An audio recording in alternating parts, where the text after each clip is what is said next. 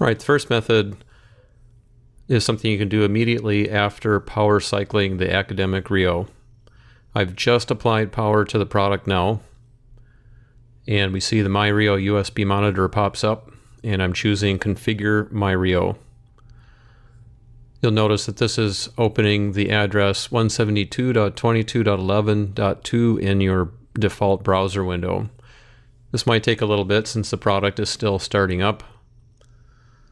And we'll then choose time configuration.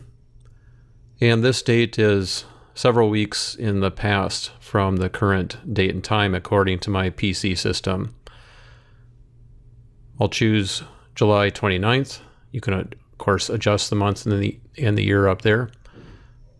Our current time is 9:55. I think by the time I'm done with this, it might be 9:56. I'll go ahead and type that in. There's my time zone. Hit save and then do a system restart. I'll point out that the shutdown procedure saves the current time and date to initialize the system date and time on each startup. Simply disconnecting the power from the product is not a controlled shutdown and therefore does not change the power on date and time.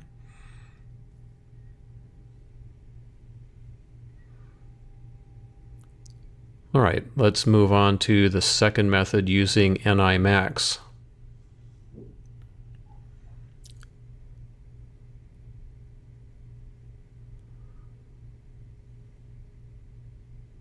This is the Measurement and Automation Explorer.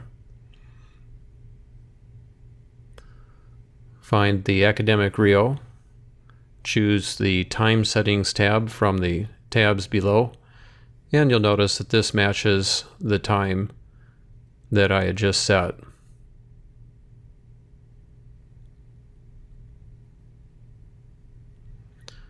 If I wanted to change the time, select a different date and time, of course, and then it's similar to the interface that we were using earlier through the browser. You would click Save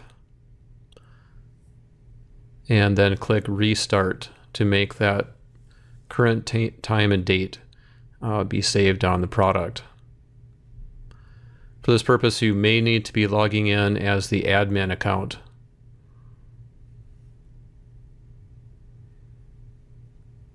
And again, this process takes a little bit as the system shuts down and reboots, and you can look at the status down here, presently saying that it's restarting. All right, let's move on to method 3. This is really the same thing as method 1, just pointing out that you can always open up your browser and simply browse to the IP address of the product and get to the time configuration tab just like you did before.